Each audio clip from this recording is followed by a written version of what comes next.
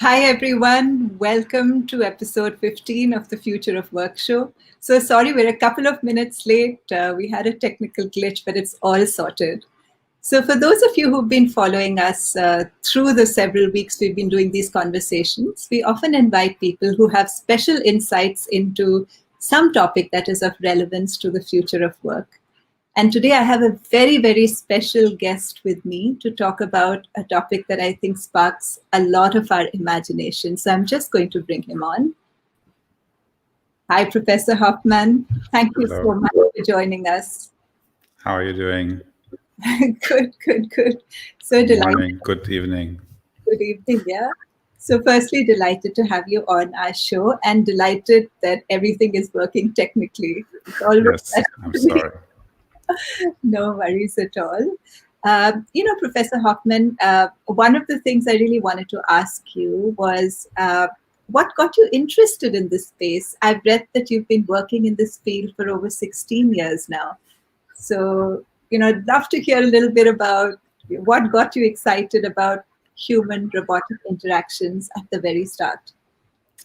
Yeah, so I'm actually my path to my research was very winding and meandering. I always tell my students that I didn't work on robotics until I was over 30 years old. So I definitely did not start with this career. I did have a small interaction with a robot when I was an undergraduate student. I was working in a lab that was studying computer vision. So it was a lab that looked at very early 90s computer vision algorithms, and we got a donation of a robot, and so I was supposed to program it to do something.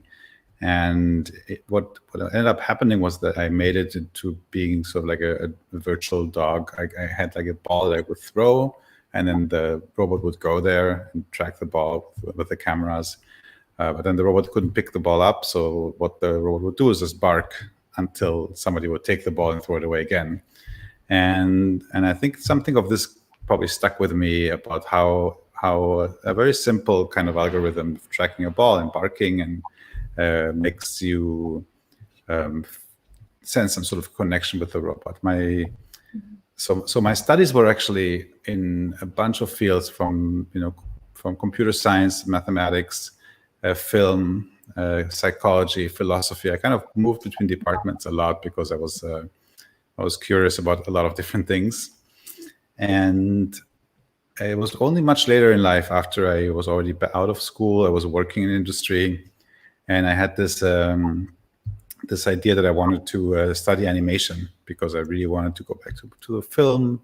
That it was like a passion of mine when I was younger, and I went to study animation. And during those studies, I heard about a research lab that opened at MIT that was studying human-robot interaction, and it really sparked my interest because it was both the idea of psychology and interaction and how people behave together with artificial intelligence, which was an interest of mine from computer science, and I thought that would be a very interesting place to study and to work, and that's how I came to that. I can actually see how all of these would come together, because particularly the kind of topics that you've chosen within this field to research, they are very multidisciplinary. In fact, when I was reading your work, and obviously I'm not, I'm not a technology person. I'm a people and organizations person. I kept thinking that a lot of this actually has relevance for people and organizations, because it's so much at the intersection of the human robotic interaction and what that means for all of us. So I can just see how your varied interests sort of come together in a field like this. Yeah, I mean, I've always been interested in a lot of different things. I think I never felt that one area could really satisfy my curiosity in research and in studies. So whenever I was studying something, I was immediately interested in this other field across campus. And luckily, I had I wasn't in a program that allowed me to not choose a major for a long time, so I could move around and study whatever I thought was interesting. That's really, really interesting. So tell me, we had a guest a few weeks on, Mr. Rajiv Karwal, who is the chairman of a company called Milagro Robotics in India. And they make service robots. And he spoke a lot about how 2020 has been a brilliant year for the demand of service robots, at least in India. Wondering if you're Yeah. seeing something like that across the world. So it's hard to call 2020 a great year, generally, because with everything that's been happening. But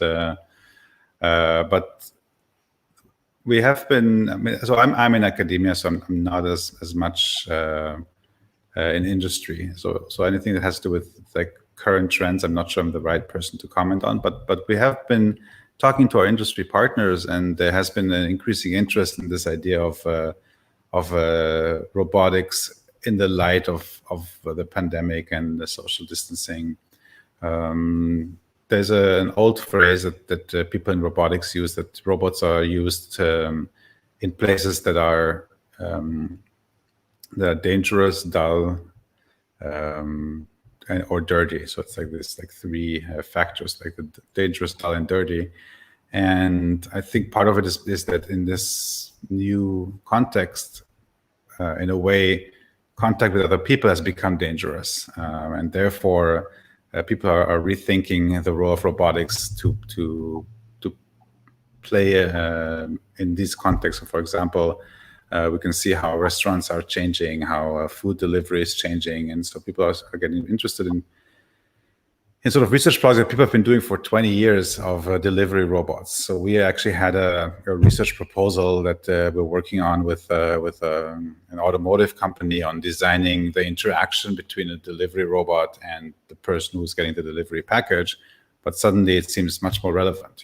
So, if before it was seen as possibly a luxury or a way to maybe replace somebody's job, so suddenly people are saying, okay, maybe the delivery driver would prefer to stay in the delivery truck and have a robot do the so-called last mile delivery. Similarly, we see this with a lot of research has been done in the last 10 years on robotic tutors for children. So language teaching, math, homework assistance.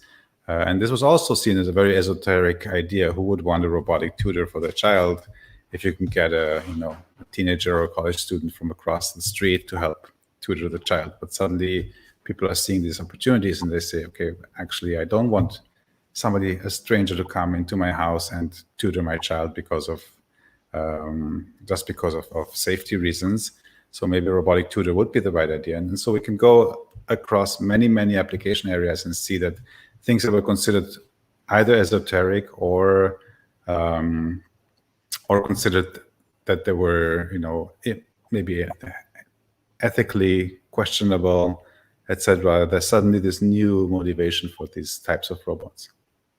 Another thing and I'm jumping ahead a little bit, which I found really interesting about some of your work, is this idea that human robotic interaction can in fact have a lot of positive impact on humans. And wondering if you can talk to that a little bit.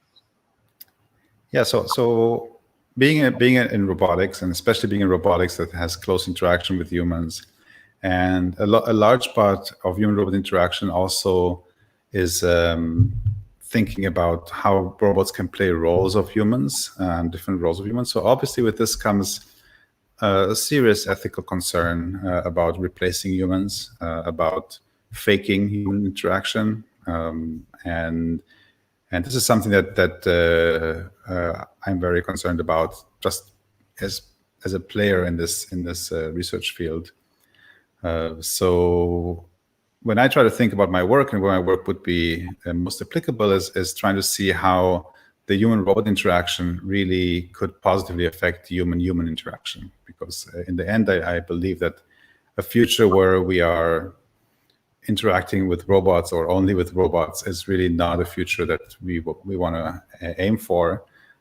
So within the field, I was trying to ask, how can a robot help with human interaction? And I can give an example. a project that I did with my colleague in my previous institution in IDC Herzliya was this idea of empathy robots. And this came out of a study that we did with a collaborator that showed that when couples are in conflict, even having just a picture of their child on the table will make them be more constructive in the way that they're trying to solve the problem. So this other researcher has run a study that showed that just the idea of having a vulnerable child as part of the conflict between the parents makes parents more likely to be constructive in the way to solve the problem. So we thought, what if you had a vulnerable robot that would be sort of like a table piece? It would be something almost like a piece of furniture or decoration, but that robot, in the way that it reacts to the way that you speak with your partner or that you speak with your friend, would make you feel like it's vulnerable, and therefore could improve human conversations. And so we designed this vulnerable robot that was actually designed to help people think about how they speak to each other. And part of it is that a lot of times people are not really aware of the way that they interact with each other. And the idea of these empathy objects or empathy robots was just to bring an awareness to what is actually happening between you and another person. In the follow-up study, Oren Zuckerman, who was my collaborator, they've just published, I think, a new study that showed that it can help people balance conversations. When we published the first paper on this design of the robot and the idea of it, one of the first things that we heard over and over again is from people who are less dominant in the workplace. They say, "Oh, I would love to have this, because if my boss would know how much they dominate the meetings." And so we did sort of like a change of direction and said, okay, what if we can use this robot to help make conversations more productive by indicating to people who are more dominant that they speak too much, and indicating to people who are more maybe introvert or shy or to speak more. And so then in this case, we had the robot, after a while, just look away from the person who was talking and look at the person who was talking the least to encourage them to maybe speak up. So this is another example of how a robot can really mediate in very subtle ways this interaction. That is so fascinating, and I can completely see how it would play out. I mean, a simple thing like wearing a Fitbit, it makes you walk much more, right? It's just recording the number of steps and you become conscious. I can completely imagine how having someone sort of monitor how much you're dominating a conversation would immediately make you aware and change behaviors. Wondering, what are your thoughts on the use of empathy robots as, say, friends or companions for those who are living by themselves? So I'm actually I'm quite conflicted about this. For many years, this has been definitely a focus of my work and also my robot design work. And one of the largest studies that I worked on, this was in collaboration with Gorit Birnbaum, who's a social psychologist, was a robot that listens to you and sort of helps you feel listened to. And we found some. It was a fascinating study. It ran for several years, and we had, just to give you a setup of what the study was like, we had people think about a negative experience that they had. It doesn't have to be traumatic, but something that's very negative and evokes negative emotions. And they would tell this to a robot, and the robot could react in different ways. Could react in a way that's psychologically called positively responsive, meaning showing empathy, nodding, and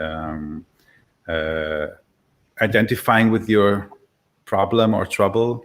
And we had robots that were more neutral. They weren't actually very negative. They were just saying, "Oh yeah, okay, thanks, go on," just like very neutral. And we could see that it would affect how people felt secure about themselves, about the story, etc.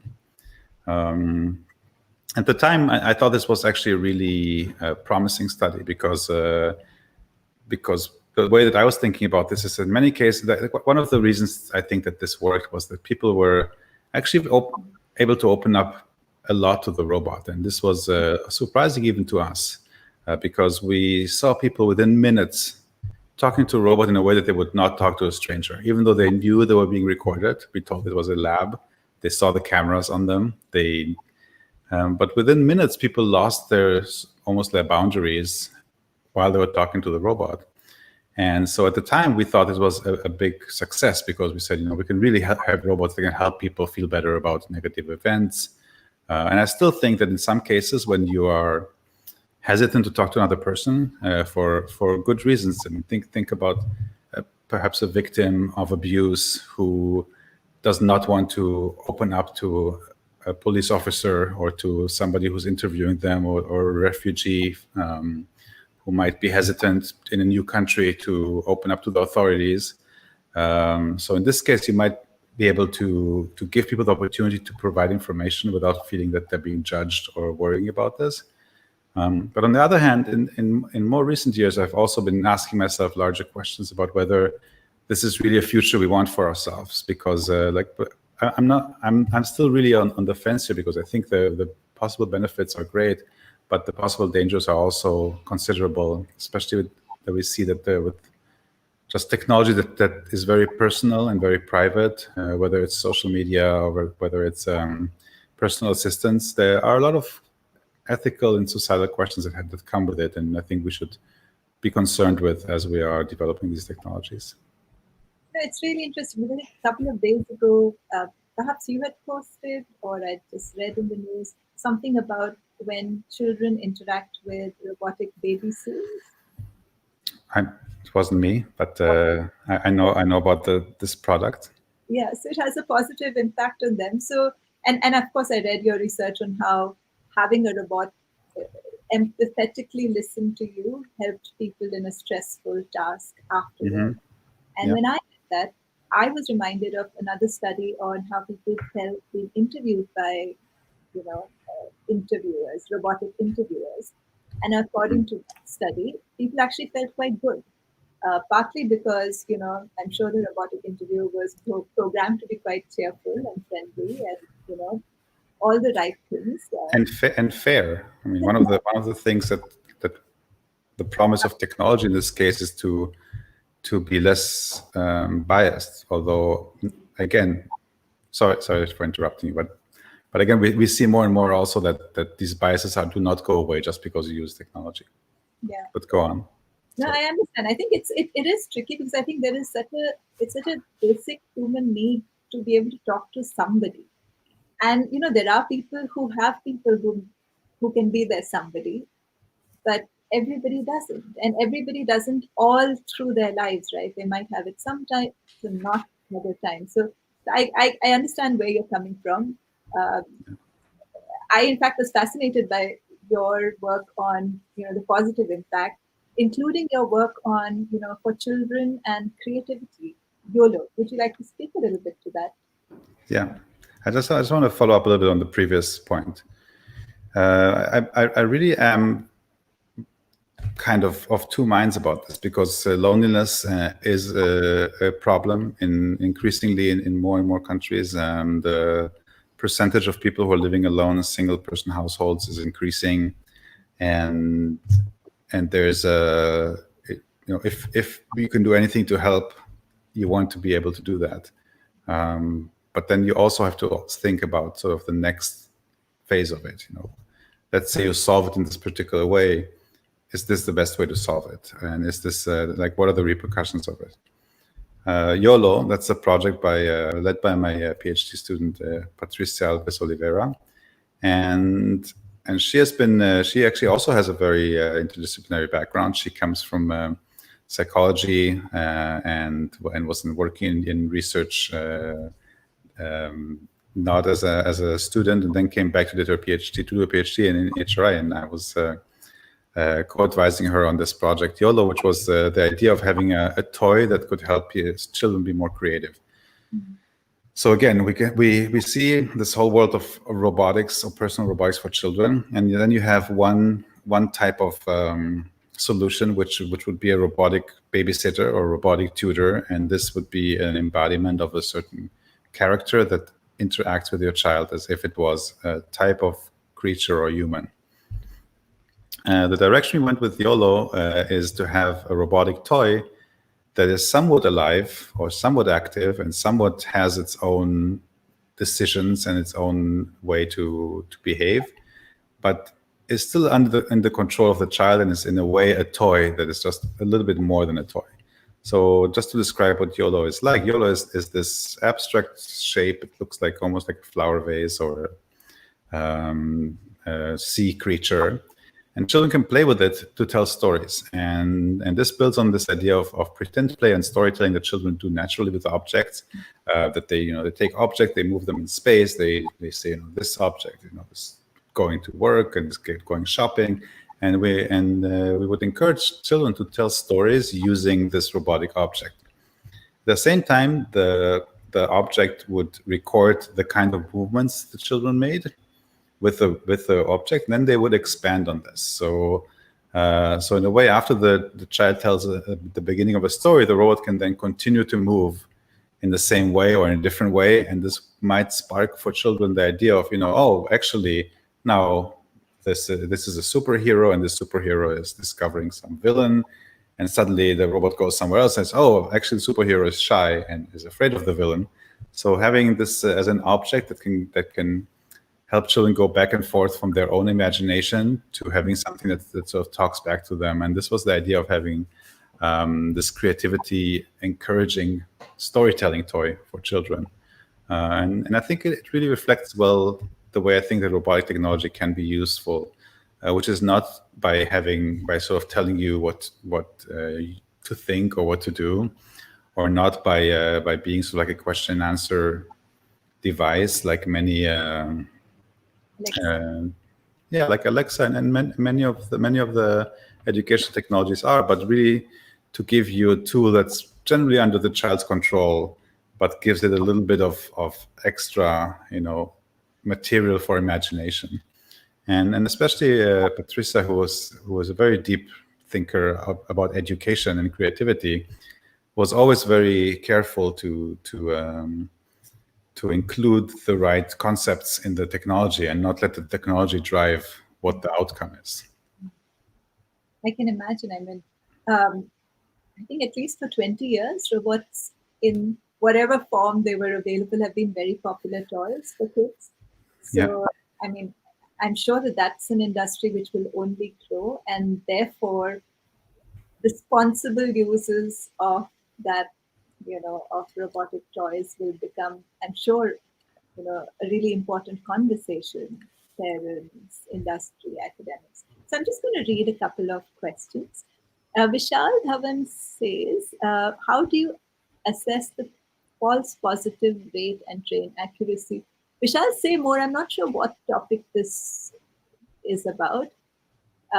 Kush says, hi Kush. Amitabh, very good topic of discussion, and hearing from Dr. Hoffman. It would be fascinating to know how humans will interact with AI-studied robots and how both will behave when conflict arises. So wondering, what are your thoughts on conflict, human-robotic conflict?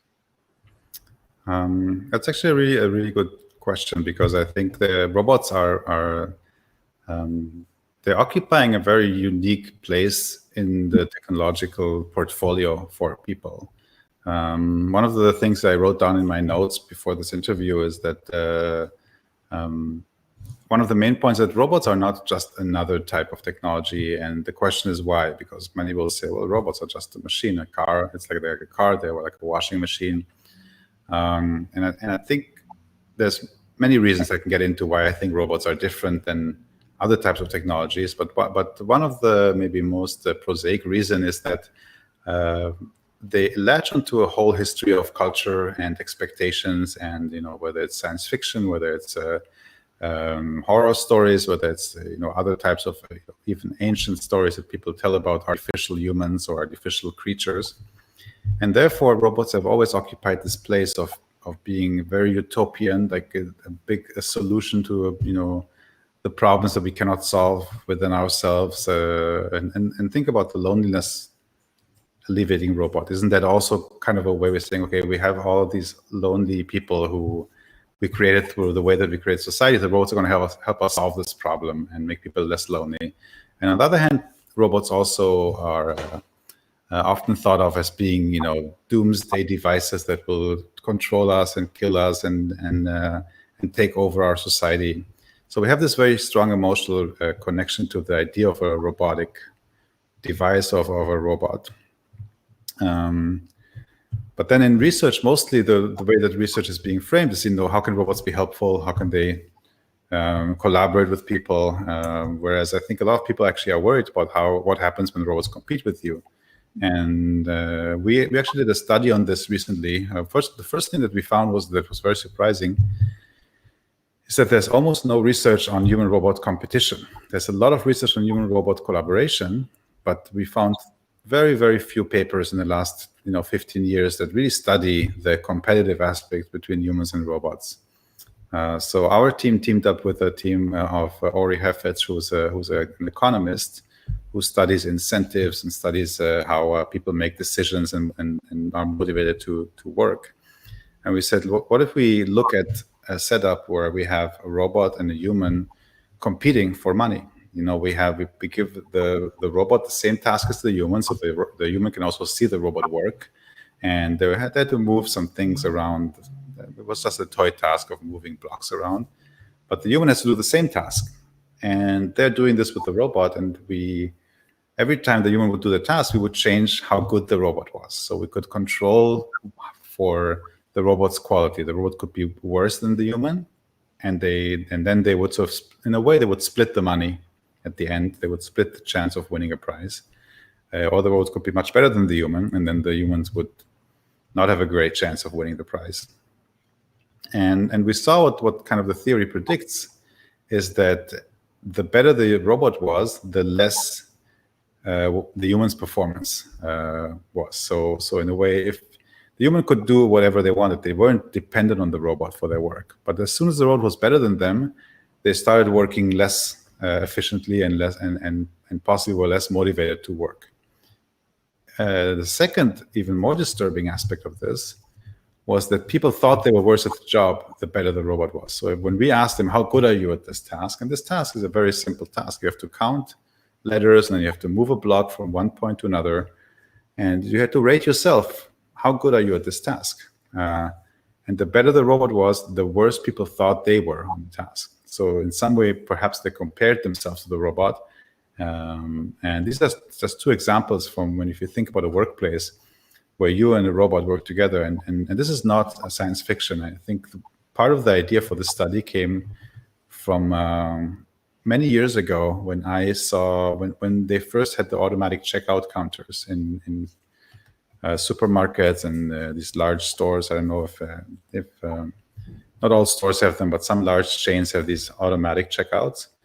And I talked to a checkout clerk, a human checkout clerk, and when they started using those and about this, and he was very antagonistic about it. He said, I still have my job, but probably not for long. I mean, he was very negative about this technology, and since then I've been thinking about this idea of a human and robot doing the same job, but in a way they're competing. I can go to this checkout if it's faster, or I can go to the human checkout if I prefer this for some reason. And so I think this idea of competition between humans and robots, we published a paper last year, and it's still one of the only papers that really looks at this in a very experimental or scientific way. That's such a fascinating outcome, though, right? Because it just shows that, I mean, even though that it's a robot and not a human, but the experience is not that different as, if there's some really capable, human being who joins your team and sort of shows you up by being so much better. It seems to evoke very similar feelings. The other thing I was fascinated about, I think one of your studies was how,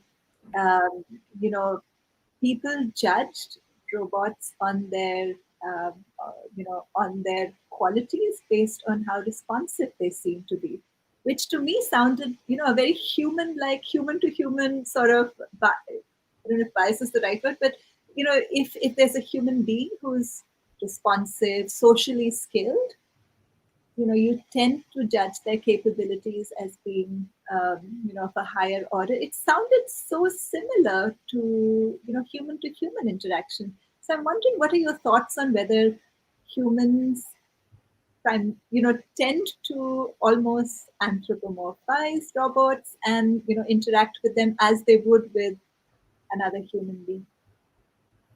Yeah. So I think this is a really good point. I think it's one of the most interesting research questions that's overarching the whole field of human-robot interaction, which I work in. And it actually comes out of a theory in the 90s about computers as social actors. Cliff Nass was working in a lab. He's the late Cliff Nass at Stanford. He was working in the 90s and showing that people treated computers in some way in social ways. They were being polite to computers. They didn't want to insult computers in certain ways. And he had a very large body of research that looked at this idea that people treat technology as social entities and not just as tools. And based on this, a lot of studies in human-robot interaction have shown similar things, that when asked to rate how much they like a robot, it might be influenced by the robot's body language, by the way that the robot looks at you. When asked to rate how competent a robot is at a task, it could be influenced by aspects that are related to gender and to the robot's use of language or hesitation markers like or think. There's large research on politeness of robots, that people could be more accepting of a robot's advice if it's presented in a polite way. And so I think we definitely see many examples in which people anthropomorphize robots in a social sense. So I don't think people are confused about whether it's a robot or not. I think people are clear about this. But some of the effects definitely occur. And again, in our study where the robot was showing positive or negative responsiveness, people did feel like they were listened to or not listened to in a similar way. That said, we also have to remember that these are lab studies, so we should always be cautious about how much we can extrapolate from them to the real world. And here, maybe I'm being like the overly disclaimery scientist, but we need to sort of see how this transfers over into real world situations, which has not been done a lot. So we can see if you put somebody in a lab situation and then you ask them on a scale of 1 to 10.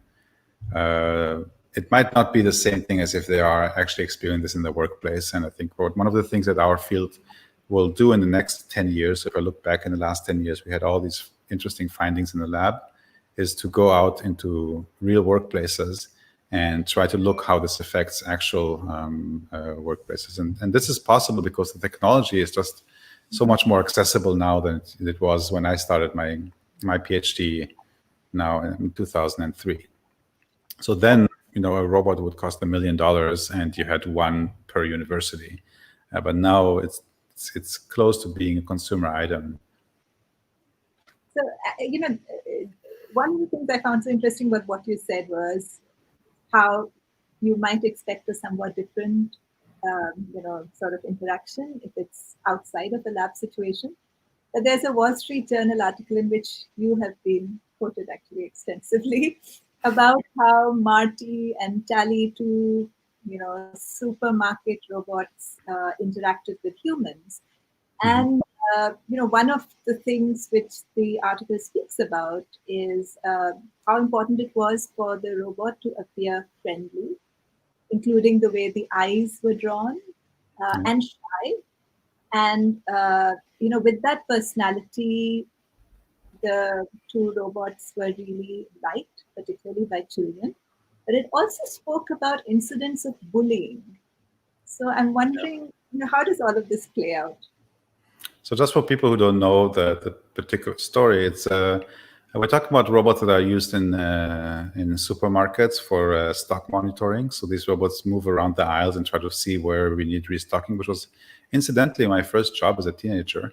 So I can relate to that robot personally. I was working in one of those like big pharmacy chains and looking where you have to like get new diapers and from the warehouse. But so these robots are moving around. They're quite tall because they have to scan the whole shelves. So they're taller than people, I think, generally, or on the same scale of people. And they move slowly just across the shelves. And the designers of these robots did not, I think, consider the interaction aspect as much. So they just keep a certain distance from people. And one of the first things that came up in this is that people felt like the robot was stalking them, because the robot was trying to keep a certain distance and somebody was just scanning the shelves looking for a particular brand of toothpaste. And then the robot would stay a meter away from them. And then as they moved 10 centimeters, the robot would come 10 centimeters closer because to keep the same distance. And so they felt they were being stalked by the robot. And so the designers of the robot had to start implementing a lot of more social behaviors that were appropriate for something that looks or is the size of a human in your space. One of the things that you mentioned, I mean, part of it is that they put eyes, they just put like fake eyes, like stickers on the robot to make people relate better to them. But I think there's this other aspect. We were talking about bullying. I think we can definitely imagine, and we've seen also in some field studies, that people can get aggressive towards these robots. And then you have this other aspect of it where they say, okay, this robot is annoying me. It's blocking my way. I can't move. And also it can't feel pain. So I'm just going to push it away. Right. So you have this dual danger here, that the robot could be perceived as being socially or emotionally threatening. But then also there's no empathy towards the robot because you understand it's a machine. And I experienced the same thing myself. There's this security robots that are being used quite extensively in some places, where you have a robot about the size of like 1.5 meters with cameras, microphones, speakers, and they had like painted like security devices, like a police thing. And I was on some tech campuses in Silicon Valley where they have these just driving around the campus and patrolling. And I felt very uncomfortable, when I was crossing the path with one of them. First of all, you kind of don't know what it's looking, if it's taking your photo, and then it sometimes has these words that it says, I forget the company name. I'm a whatever, something security robot monitoring the premises. Please continue walking. And some people, can have a very negative reaction to this. The studies that were done about 10 years or so in Japan with mall robots. So there's similar technologies being implemented in shopping malls for guidance mostly. So you can actually see them. Well, now you can't, but when travel comes back, you can see them at the Incheon airport in Seoul in Korea. But they have a robot, it asks you, like, what are you looking for? You say, I'm looking for, cigarettes in the duty-free store or whatever. And they say, okay, follow me. I'll show you where it is. And they guide you through the airport to find the right thing you're looking for.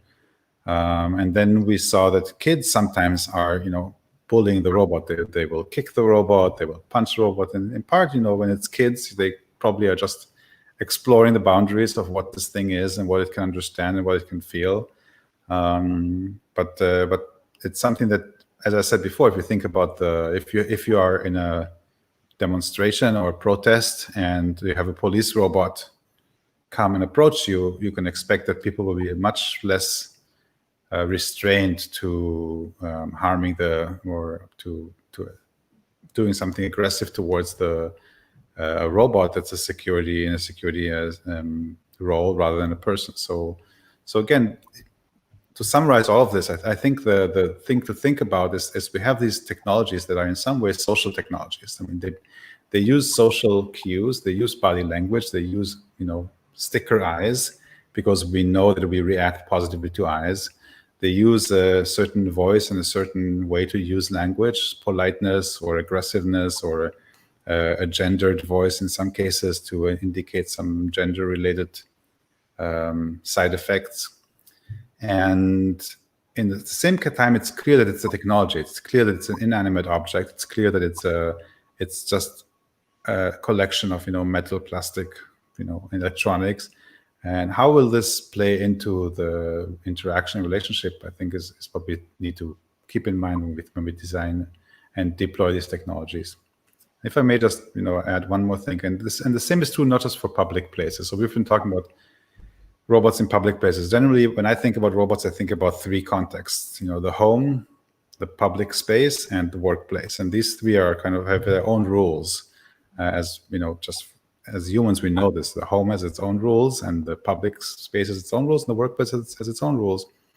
And so this is an example for public places. Let's think about this in the workplace, and then we get into this idea of like a robotic team member, a robotic competitor, a robotic boss, a robotic subordinate, and each of these has its own text, like fabric of social rules and interactions and behaviors that you need to take into consideration when you introduce robotic technology into this in this kind of space. That's so fascinating. I would have never even imagined a robotic boss. I mean, a genuinely robotic boss, should I clarify? But you're saying that that's also something that's a possibility. Oh yeah, definitely. I think I don't think it's a good possibility, but I definitely think it's a possibility. And I've been thinking a lot about robotics in the workplace recently. This has been more and more my focus of the focus of my research. But we're already dealing with a lot of these issues in the workplace and what is the so-called gig economy. And if you don't think that you would have a robotic boss, I think if you're a gig economy driver for Uber or Lyft or one of those companies, I think you already have a robotic boss. I mean, you don't just think about somebody who was working at a cab station, and now our younger listeners very soon will not even remember what it means to have a cab station. But you have a boss that tells you where to go and who to pick up and when to come back, and you have. And again, I'm from Israel, and so Israel has a much more kind of informal culture. So people, I remember, taxi drivers would know they would have to, bring gifts for holidays to the dispatcher to get the better rides, afterwards. And there was this whole relationship of, who is assigning you the job and who's helping you make more money as a cab driver. And this is now being controlled by an algorithm, you have to sort of please the algorithm to get better rides as a worker in a gig economy. If you're artisan on Etsy, then you have to make Etsy happy in some way, and you don't even know how, but you have to make the algorithm happy to get a better place on the listing. And so we might not think about a robotic boss in this sense, but now think about this taken to the next level. Think about if you're working in agriculture or in mining or in a place that is where the power relationships are even more disparate than in what is called the gig economy right now. What would prevent a company from putting a robot in the mine or in the field to supervise human labor? And you can call it it's just a monitoring technology, but taking this together with the social aspects of a robotic physical design. It won't be, I think, a very far away future to think about having a robotic monitoring system that is perceived as a sort of a supervisor in a workplace. And I think that's something we need to really pay some deep thought and attention to. I think, to me, this seems a challenge that sometimes technology develops much faster than the thought around it, around the ethics, implications. So very often, those conversations play catch up over a period of time once people become more familiar with implications. I'm just going to take a couple of questions. Actually, Arun Muthumani, hi, it is an interesting topic for discussion, Dr. Hoffman. Could you also comment on how do you see the trolley problem, especially in automated vehicles where a human driver is replaced by robots, if they could behave in the same way as humans? So I don't know if you're familiar with this. Yes. So for other viewers, the trolley problem is an ethical dilemma that is not actually associated with autonomous driving originally. It's the question of if you have a trolley that is, and I'm probably going to mix up the details because I always do with this, but if it keeps going straight, it will run over a certain amount of people, let's say 5 people. If it's diverted, it will run over 1 person. So obviously there will be less victims. And do you divert, like if you're standing, you can divert the train. Do you divert the train? And is it your moral responsibility to do so? And the question is, I mean, people who are complete utilitarians will say, obviously it's your moral responsibility to do so because you will save 4 people and kill 1 person. Other people will say, well, if you don't do it, you didn't actually change, you just let destiny happen. And in this case, you took this 1 person's life with your own actions, and therefore you murdered this 1 person. Whereas if you didn't do anything, you wouldn't have murdered. And this goes into a lot of ethical questions. And this came up quite a bit in the context of autonomous vehicles. And the reason I'm going to sort of cite back a really important paper that came out of Brown University in Bertrand Maller's lab that showed that people judge people and robots differently in this context. So people would definitely forgive a human for not doing it in the moment, but they would not forgive a robot. If it was an automated switching system, they would expect the automatic system to choose the 1 person. But you wouldn't expect a person to choose the 1 person because of the added responsibility. I think that this added burden, ethical burden that you add to a person. And so I think Bertrand Maller's work suggested that people want technology to be utilitarian, but forgive people for having other considerations. And so this plays again to the question of autonomous cars. And actually, I would. So thanks for the question, Arun. But I actually am on the camp of people who say that this is not the right question to ask about autonomous cars, because autonomous cars, hopefully, should be and will be programmed to be much safer than that in the first place. And so, if so many people, like I don't want to cite people who I'm not sure if they said it, but I've seen robotics researchers who say, this is really not the right question to ask, because we will, this kind of decision making is something that autonomous cars will be able to avoid, because they won't even get near a place where they have to decide whether to run over 1 person or 4 people. And so these kind of questions are not quite relevant for autonomous cars, just because their perception and action system is so different than ours, and they will not even get into the situation. But the question that is, I think, important to ask about autonomous cars, and there is an ethical and kind of societal question, is how do we ensure the kind of safety levels that we have in other technologies, and especially people like Missy Cummings, I think she's at Duke University, says that we should think about the aviation industry. Like how did we make planes so safe, and how did we enable people to fly safely without worrying about it? And the way we did it is not the Silicon Valley way. We did not put planes everywhere and let people build planes and let them fly people without any, precaution, and have them fly over cities while we're developing the technology. And I think the big sort of ethical and societal questions of autonomous cars is really who is deciding when to put an autonomous car on the road, and why can a company like Google influence the Arizona legislature to allow them to drive autonomous cars without having proven to the regulators that it's a safe thing to do. And I'm not saying it's not a safe thing to do. I'm just saying that the dynamics between the AI companies and basically how large and rich they are, and how they can influence regulation in a way that's, we have this developing technology being tested on real roads. And I think eventually autonomous cars will be safe. But the way to get there is to use the kinds of hesitant and cautious development that we did with commercial air travel, which is also inherently not a safe thing to do, but we made it safe by regulations and by laws and by having the technology work together, just as you said, work together with society and not have society catch up after every month some plane would crash. It almost sounds like clinical trials in some form. Yeah. And people like Missy Cummings, they say, basically they're running clinical trials on people who have not consented to it. Because if you live in Pittsburgh or you live in San Jose in California, you're participating in an experimental trial of a technology that you have never chosen to participate in.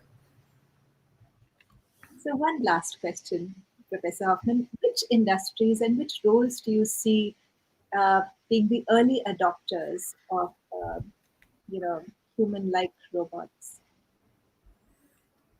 So specifically human-like robot, I was thinking about robots in general. I mean, we see the early adopters already happening. It's the military, it's healthcare, surgery, and it's NASA and space exploration.